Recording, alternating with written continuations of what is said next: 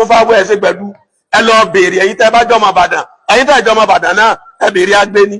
Methodist Church ni bàbá Awólọ́wọ̀ ń lọ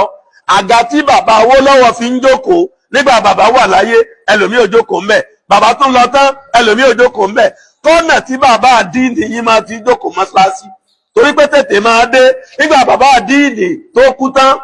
vacant ni àbí occupy kí ló jẹ́ wà occupy nítorí pé nínú mọ́ṣáláṣí àparò kan ò ṣe kẹ́ni ọ̀gá jù kan lọ